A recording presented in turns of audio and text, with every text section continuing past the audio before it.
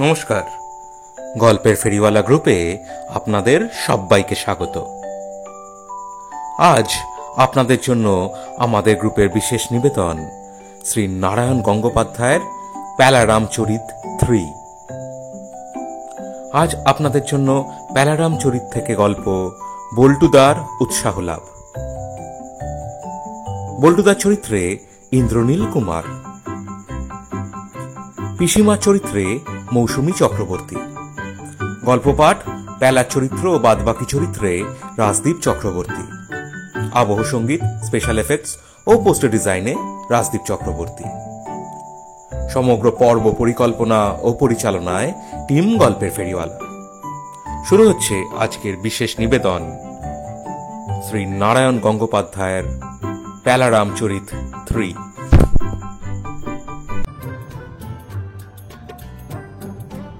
আমি বরাবর দেখেছি আমাদের বল্টুদার যখন তেজ এসে যায় তখন তাকে ঠেকানো ভারী মুশকিল। রবিবার সকালে দিব্যি চাটুজ্জেদের রকে বসে আছি আর একটা কাকের পালক কুড়িয়ে নিয়ে আরামে কান চুল করছি, হঠাৎ কোত্থেকে বল্টুদা এসে হাজির। বলে, চল পেলা, একটু বেরোনো যাক। কোথায় যেতে হবে? এই বন্ধু বান্ধবদের একটু উৎসাহ দেওয়া দরকার। দেখছিস নে কেমন সব মিয়ে যাচ্ছে। শুনে কানের ভেতর আচমকা একটা পালকের খোঁচা লেগে গেল। সে আবার কি? তুমি কাকে উৎসাহ দেবে? সে যাকে পাই, বুঝলি, চারদিকে কেমন যেন সবাই দমে যাচ্ছে। এই তো সেদিন তোর বন্ধু হাবুল সেনকে বললুম, চল হাবলা, একটা অ্যাডভেঞ্চার ফিল্ম হচ্ছে, দুজনে মিলে দেখে আসি। তোর পকেটে যদি 5 পয়সা থাকে তাহলেই চল, এখন যাব। বললে বিশ্বাস করবি না পেলা, হাবুল একেবারে খ্যাক খ্যাক করে উঠলে আমার নাকের সামনে হাত নেড়ে বললে, থাক, অত আহ্লাদ করতে হইব না, যাইতে হইলে একাই যাইমু, তোমার নিমু কেন? শুনলি একবার কথাখানা, দেশের কি অবস্থা বল দেখি। আমি বললুম, দেশের অবস্থা খুব খারাপ, কিন্তু তাই বলে যদি আমাকে উৎসাহ দিতে এসে থাকো তাহলে সুবিধা হবে না বলে দিচ্ছি। আমার পকেটে ঠিক 3টে নয়া পয়সা আছে, চাও তো তা থেকে একটা তোমায় দিতে পারি।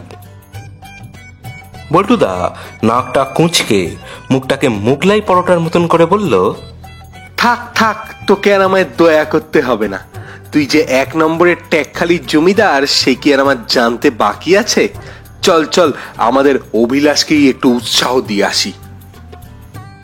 অভিলাষের নাম শুনে আমার কানটা খাড়া হয়ে উঠল। মানে কোন অভিলাষ? ওই যে সিনেমার সামনে নতুন রেস্তোরাঁ খুলেছে? বল্টুদা বললে, আবার কি?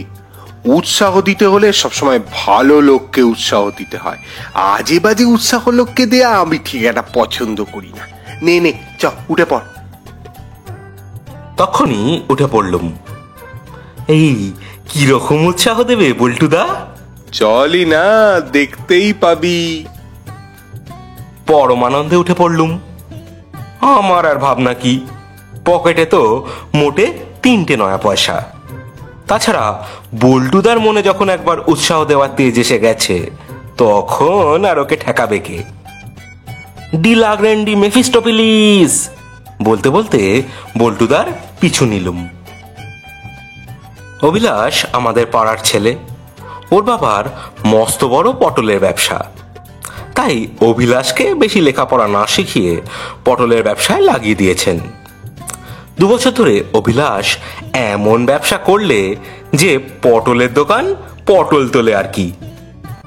তখন ওর বাবা রেগে মেগে ওকে কষে 2টো থাপ্পড় দিলেন। অভিলাষ তাই শেষ পর্যন্ত ওই রেস্তোরাঁ খুলেছে আর মনের দুঃখে পটল ভাজা পর্যন্ত খাওয়া ছেড়ে দিয়েছে। আমরা যখন গেলুম তখন ওর দোকানে বিশেষ লোকজন নেই। একজন ঝাঁটা গুঁফো ভদ্রলোক দাঁড়িয়ে দাঁড়িয়ে ডিমের পোচ খাচ্ছেন আর এক বুড়ো নাকের ডগায় খবরের কাগজটা ধরে বসে আছেন। আমাদের দেখেই অভিলাষের হাসি কান ছাপিয়ে নাকের ডগা ছাড়িয়ে একেবারে ছড়িয়ে পড়ল। এই যে বল্টুদা, আরে এসো এসো, আয় পেলা। বল্টুদা আর আমি ততক্ষণে দুটো চেয়ার টেনে নিয়ে বসে পড়েছি। বল্টুদা বললে, আরে আসবো বই কি, তুই বললেও আসবো, না বললেও আসবো, তাড়িয়ে দিলেও ফিরে ফিরে আসবো। শুনে অভিলাষ করলো। আরে তাড়াবো কেন, তোমরা হলে খদ্দের, দোকানের লক্ষ্মী, কি খাবে বলো এখন? বল্টুদা বললে, কি খাবো না তাই বল, তোকে উৎসাহ দেওয়ার জন্যই তো পেলাকে নিয়ে এলুম সঙ্গে করে। তোর কেক খাবো, বিস্কুট খাবো, টোস্ট খাবো, অমলেট খাবো, বলছিলাম চপ, কাটলেট, মাংস, ও সেগুলো বুঝি এবেলা হয় না? আচ্ছা বেশ, চপ কাটলেট গুলো না হয় সন্ধেবেলা এসেই খাওয়া যাবে, তাহলে এখন চা কফি খাবো। আমি বললুম, যদি আরো বেশি উৎসাহ পেতে চাস তাহলে তোর কাপ, ডিশ, চামচে, কাঁটাগুলোও খেতে পারি।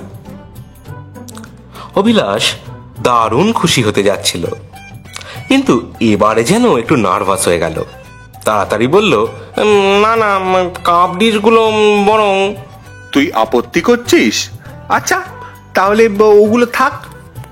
আর যদ্দূর মনে হচ্ছে কাপ ডিশে খেতে খুব একটা ভালো লাগবে না, কাঁটা চামচে খাওয়া বেশ শক্ত হবে। তবে পেলার যদি একান্ত খুবই ইচ্ছা হয়ে থাকে, একখানা ভাঙা পেয়ালা ওকে দে বরং, বসে বসে চিবক। আর আমার জন্য দুখানা পামকেক, 4টে টোস্ট, 2টো ডবল ডিমের অমলেট। এই আমি ভীষণ প্রতিবাদ করে বললুম, না, আমি কখনো ভাঙা কাপ খাবো না, আমিও কেক, টোস্ট, অমলেট এসবই খেতে চাই। অভিলাষ বললে, হ্যাঁ হ্যাঁ, আরে তুইও খামি, একটু বস, আমি 5 মিনিটের মধ্যেই ব্যবস্থা করে দিচ্ছি। প্রায় নাচতে নাচতে চলে গেল অভিলাষ। বোধহয় ভাবছিল সকালে কার মুখ দেখেই উঠেছে আজকে। কমসে কম 3 টাকা করে 6 টাকার খরিদ্দার। কিন্তু আমি যদি বল্টুদাকে চিনে থাকি তাহলে। এদিকে বুড়ো ভদ্রলোক উঠে যেতেই ছোঁ মেরে খবরের কাগজটা তুলে এনেছে বল্টুদা। এক মনে খেলার খবর পড়ছে। বললুম, বল্টুদা, বলছি এ পকেটে টাকা ফাঁকা আছে তো, না তোমার পাল্লায় পরে ঠ্যাঙানি খাবো শেষ পর্যন্ত? বল্টুদা নাকের ডগায় একটা মাছি অনেকক্ষণ ধরে পজিশন নেওয়ার চেষ্টা করছিল। খবরের কাগজের ঘা খেয়ে সেটা পালালে। বল্টুদা আমার কথা শুনে উঁচু দরের একটা হাসি হাসল, বাংলায় যাকে বলে হাই ক্লাস। কে ঠেঙাবে? অভিলাষ? আরে না না, ও সেলাম ছেলেই নয়। তাই নাকি? আমার খটকা তবুও যেতে চায় না।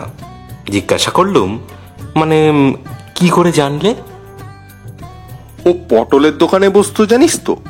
সেই যখন পটলের দোকান তোলার জো হয়েছিল, সেই সময় একদিন ও এসে দোকানে একা বসে রয়েছে। দুজন এসে হাজির। একজন বললে, খোকন, আমাদের পটল ডাঙার টেনিদার বাড়িটা চিনিয়ে দিতে পারো নাকি? ও বললে, ওই তো বাটার দোকানের পাশ দিয়ে চলে যান।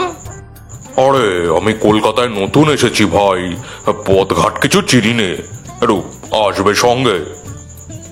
এই রে, আমি যে দোকানে একা আছি। আরে তাতে কি, আমার সঙ্গের বন্ধুটি তোমার দোকান পাহারা দেবে।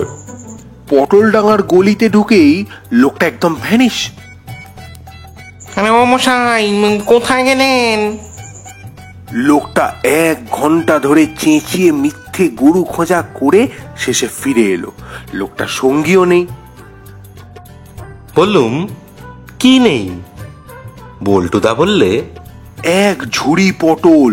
ভীষণ মন খারাপ করে হিসেবের খাতায় লিখে রাখলো, 7 সের 13 ছটাক পটল বাকিতে লইয়া গেল। তাহার নাম ঠিকানা কিছুই অবগত হইতে পারলাম। আর সেই হিসেব দেখে ওর বাবা কি করলো?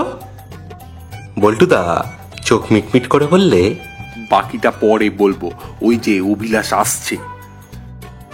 সত্যি অভিলাষ আসছে। নিজের হাতে করে নিয়ে আনছে দুটো প্লেট, তাতে ডবল ডিমের অমলেট, দুটো করে প্লাম কেক আর 4টে করে টোস্ট। বল্টুদা বললে, বাহ, তোফা। তারপর প্রায় অভিলাষের হাত থেকে প্লেট কেড়ে নিয়েই খাওয়া শুরু করে দিল। আর আহ্লাদি আহ্লাদি মুখ করে পাশে দাঁড়িয়ে রইল অভিলাষ। কি খুশি! অমলেটটা কেমন হয়েছে বল্টুদা? খাসা খাসা, তোকে উৎসাহ দিতেই তো এলুম অভিলাষ। তোর অমলেট খেয়েই বুঝতে পারছি তোর ভবিষ্যৎ কি দারুণ উজ্জ্বল। অভিলাষের মুখ চকচক করে উঠল। হ্যাঁ, তাই নাকি? তবে আর বলছি কি, তোর রেস্তোরাঁ দিনের পর দিন ফুলে ফেঁপে উঠবে। যা বুঝতে পারছি কলেজ স্ট্রিটের দিলখুশকে পর্যন্ত মেরে বেরিয়ে যাবি। সত্যি? অভিলাষ বার দুই খাবি খেলো। তাছাড়া আর কি, তারপর তো রেস্তোরাঁ আরো বড় হবে, গ্র্যান্ড হোটেলকেও ছাপিয়ে যাবে। গ্রেট ইস্টার্ন ফরপথে না গিয়ে দলে দলে লোক আসবে তোর দোকান। চাংওয়ার চাউ চাউ হাউ হাউ করে কাঁদতে থাকবে, আর তুই গদিয়াটা চেয়ারে বসে খালি টাকা গুনবি। বক্তৃতা আর খাওয়া সমানে চলছে বল্টুদার। আমিও যতটা পারি চটপট প্লেট সাফ করে দিচ্ছি। কখন যে কি হয়ে যায় কিছুই তো বলা যায় না। দাঁড়িয়ে দাঁড়িয়েই খানিকক্ষণ নেচে নিল অভিলাষ। তারপর দৌড়ে যেতে যেতে বলে গেল, হ্যাঁ বসো, তোমাদের জন্য ভালো করে ডবল কাপ চা নিয়ে আসি দুটো। বল্টুদা শেষ প্লাম কেকটা গোগ্রাসে গিলতে গিলতে বললে, কেমন বুঝছিস? বললুম, ভালো নয়। পকেটে যদি টাকা না থাকে। টাকা? টাকা দিয়ে কি হবে? উৎসাহ দেওয়ার শক্তি থাকলেই যথেষ্ট। দেখছিস না এর মধ্যেই কেমন নাচতে শুরু করেছে অভিলাষ। আর তাও ভেবে দেখ পেলা, ঝট করে কিরম ওর রেস্তোরাঁটাকে গ্র্যান্ড হোটেলের চাইতেও বড় বানিয়ে দিলাম। আর কি চাই? মুখে বললেই তো আর হয় না। মুখ দিয়ে বলবো না কি তোর কান দিয়ে বলবো? কিন্তু তুই তো আমায় সত্যি ভাবিয়ে তুললি। সত্যি তো, কান দিয়ে কি বলা যায়? অবশ্যই নাক দিয়ে কেউ যদি ঘুমের সময় বলে বটে, কিন্তু সে যে তা তো বোঝা যায় না সে কথা। বোধহয় হিব্রু বলে, নাকি জার্মান ভাষা। আচ্ছা, চীনে ভাষাও তো হতে পারে। তোর কি মনে হয় পেলা? নাকের ডাকের ভাষাটা যে কি বুঝবার আগেই অভিলাষ চা আনলো। কি মনে হয় তার বলতে পারলুম না। বল্টুদা আর আমি বেশ মন দিয়ে চাটা শেষ করলুম। তারপর ধীরে সুস্থে গোটা দুই ঢেঁকুর তুলে বল্টুদা উঠে দাঁড়ালো। আমিও তক্ষুনি একেবারে দোরগোড়ায়। এইবার যা হওয়ার হবে, এসপার ওসপার। বল্টুদা বললে, সত্যি অভিলাষ, জোর খাইয়েছিস। দেখ না, বছর ঘুরতে না ঘুরতেই তুই দিলখুশকে মেরে বেরিয়ে যাবি। তারপর ফরপো, তারপর গ্রেট ইস্টার্ন, তারপর গ্র্যান্ড হোটেল। আনন্দে অভিলাষ হাঁসের মতো হাঁস ফাঁস করতে লাগলো। যাকে তাহলে চলি। এই যে বিলটা। অভিলাষ একখানা কাগজ এগিয়ে ধরল। 5 টাকা 12 আনা। বিল? কিসের বিল? কিসের টাকা? বল্টুদা যেন আকাশ থেকে পড়ল।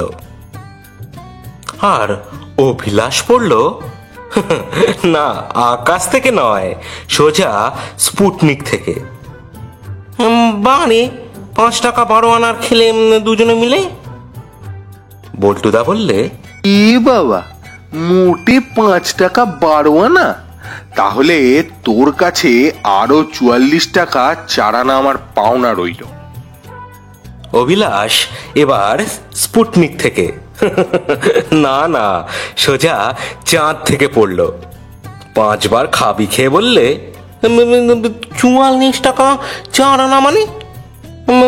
আমি আবার কবে তোমার থেকে টাকা নিয়েছি? কখনো না। তুমি 1 পয়সাও পাও না আমার থেকে। বটে, বসে বসে 50 টাকার উৎসাহ দিইনি এক্ষুনি? বলিনি লেগে থাক অভিলাষ, শেষে গদি আটা টাকার চেয়ারে বসে থাকবি আর টাকা গুনবি। সেই থেকে তো মোটে 5 টাকা 12 আনা শোধ হলো। অভিলাষ বললে, "হাঁ, হাঁ, হাঁ।" নয়, বল হ্যাঁ হ্যাঁ। আর তোর হিসাবের খাতায় লিখে রাখ, কেহ 50 টাকা জমা দিয়া 5 টাকা 12 আনার খাবার খাইয়া গেল, পরে ক্রমশ বাকিতে খাইতে থাকবে। জাগে চলি তাহলে, টাটা। অভিলাষ হাঁ হাঁ বলতে পারল না, একেবারে হাঁ করে দাঁড়িয়ে রইল। কিন্তু রাস্তায় বেরিয়ে আমার মনটা ভারী খারাপ হয়ে গেল। বেচারা অভিলাষ, বল্টুদার পাল্লায় পড়ে ওকে অমন ভাবে ঠকানোটা একদম ঠিক হলো না। না খেলেই ভালো হতো বল্টুদার সঙ্গে, কিন্তু আমি বা কি করতে পারি? আমার পকেটে তো মোটে 3টে নয়া পয়সা ছাড়ার কিছুই নেই। যদি কোনোদিন জোগাড় করতে পারি, ওর টাকা নিশ্চয়ই শোধ করে দেব। এসব জোচ্চুরিতে আমি নেই। কোথায় যাচ্ছিস? যাবো একবার এই বলাই ঢ্যাং লেনে। পাঁচু গোপালের বাড়িতে? তা চ, যাওয়া যাক। ওর খেমন্তী পিসিমা বেশ ভালোই খাওয়ান। কি রাক্ষস দেখেছ? এইমাত্র অভিলাষের মাথায় কাঁঠাল ভেঙে এতগুলো খেয়ে এসছে, আবার এক্ষুনি খাই খাই করছে। বললুম, আজকে সুবিধা হবে না। পাঁচু গোপাল ফুটবল খেলতে গিয়ে পা মুচকে পড়ে গেছে। আহা গো, পা মুচকে পড়ে আছে? তাহলে ওকে তো আরো উৎসাহ দেওয়ার জন্য যাওয়া দরকার। চ চ। একটা হ্যাঁচকা টানে বল্টুদা আমায় ট্রামে তুলে ফেলল। পাঁচু গোপালের বাড়ি গিয়ে কড়া নাড়তে ওর ক্ষেমঙ্করী পিসিমা দরজাটা খুলে দিলে। বল্টুদা সঙ্গে সঙ্গে এক মুখ দাঁত বার করে ফেলল। গলেই গেল বলতে গেলে। পাঁচু কেমন আছে দেখতে এলুম পিসিমা। ক্ষেমঙ্করী পিসিমা ভারী খুশি হলেন। আহা বাবা, আয় আয়। বাছা আমার আজ 2 দিন থেকে মন মরা হয়ে শুয়ে আছে। সেই জন্যই তো এলুম পিসিমা, শরীর খারাপ বলেই তো ওকে ভালো করে উৎসাহ দেওয়া দরকার। তাই দে বাবা, আমি তোদের জন্য কটা তালের বড়া ভেজে আনি। সত্যি তালের বড়ার গন্ধে বাড়ি ম ম করছিল। বল্টুদা মুখটাকে ছুঁচোর মতন ছুঁচলো করে আমায় চুপি চুপি বললে, দেখলি তো পেলা, কেমন প্রেম আছে, গরম গরম তালের বড়া খাওয়া যাবে। কপাল ভালো থাকলে এরাবি হয়। এখন চল দেখি পেঁচোটা কি করছে। পায়ে চুন হলুদ মাখিয়ে পাঁচু গোপাল প্যাঁচার মতন পড়ে আছে। বল্টুদা গিয়ে ধপাত করে তার পাশে বসে পড়ল। কিরে পেঁচো, কেমন আছিস? পাঁচু চিঁ চিঁ করে বললে, ভীষণ ব্যথা। আরে বাবা, অমন হয়? ব্যথা হতে হতে শেষটায় ঠিক সেপটিক হয়ে যায়। বল্টুদা উৎসাহ দিতে লাগলো। পাঁচু গোপাল ভীষণ ঘাবড়ে গেল। মচকানি থেকে সেপটিক হয়? হয় বই কি, অনেক সময় পা কেটেও ফেলতে হয়, কত লোকে মরেও যায়। পাঁচু গোপালের চোখ কপালে চড়ে গেল। হ্যাঁ, আমি তবে মারা যাব নাকি?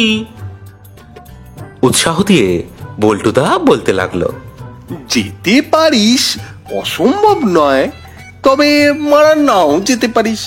মানে মনে জোর থাকলে বেঁচে গেলেও যেতে পারিস। তবে একটা পা কাটা গেলেও ঘাবড়াসনি, না হয় লাঠিতে ভর করেই হাঁটবি। আর যদি মরেই যাস, মনে কর ধর মারাই গেলি, তাহলেও ঘাবড়াসনি। তা বুঝলি পেঁচো, তোর মৃত্যুর পর আমরা একখানা বিরাট বড় করে শোক সভা। বল্টুদা আর বলতে পারল না। শব্দ হলো ঝপাং। উরি বাপরে! বলে বল্টুদা লাফিয়ে উঠল। ক্ষেমঙ্করী পিসিমা ঝাঁটা আবার নামলো বল্টুদার পিঠে। পিসিমা কখন যে ঘরে ঢুকেছে আমরা দেখতে পাইনি। বিকট রকম দাঁত খিঁচিয়ে ক্ষেমঙ্করী পিসিমা আকাশ ফাটিয়ে চেঁচাতে লাগলো। তবে রে অলপে নচ্ছার ড্যাকরা হার হাবাতে আমার পাঁচুর ঠ্যাং কাটা যাবে, আমার পাঁচু মারা যাবে, তার আগে তোরই মরণ ঘনিয়েছে, দেখে নে। আবার ঝাঁটা নামলো, ঝপাং ঝপাং। বাবারি বাবারি, গেছি গেছি। বলে বল্টুদা ছুটল, পিছনে ছুটল ঝাঁটা হাতে ক্ষেমংকরী পিসিমা। কি আর করা, আমাকেও ছুটতে হলো সঙ্গে সঙ্গে। সন্ধেবেলা গেছি বল্টুদার বাড়িতে। গায়ে ব্যান্ডেজ বেঁধে পড়ে আছে বল্টুদা।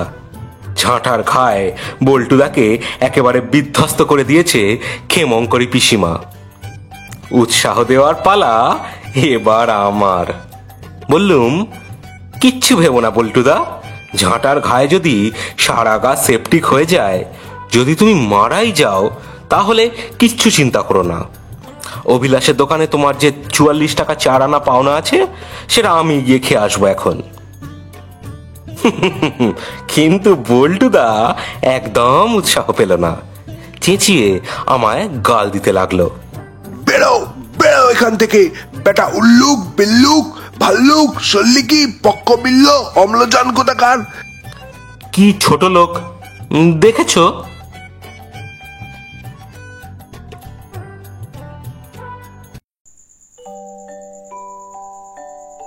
কেমন লাগলো আজকের গল্পটি? যদি ভালো লেগে থাকে অতি অবশ্যই ভিডিওটিকে লাইক করুন, ভিডিওটি শেয়ার করুন, যাতে আরো বেশি সংখ্যক লোকের কাছে আমরা পৌঁছতে পারি। আর দয়া করে আপনাদের মতামত কমেন্ট সেকশনে লিখে আমাদের জানান। নতুন শ্রোতা বন্ধুদের কাছে আমাদের একান্ত অনুরোধ, দয়া করে চ্যানেলটিকে সাবস্ক্রাইব করে আমাদের পাশে থাকুন। দেখা হবে আগামী রবিবার একটি নতুন গল্পের সাথে। আজ গল্প পাঠে ছিল ইন্দ্রনীল, মৌসুমী ও আমি রাজদীপ। ফিরব আগামী সপ্তাহে। ততদিন সবাই ভালো থাকবেন, সুস্থ থাকবেন, আর অবসর সময় অতি অবশ্যই শুনতে থাকবেন গল্পের ফেরিওয়ালা গ্রুপের নানান অডিও স্টোরিজ। ধন্যবাদ।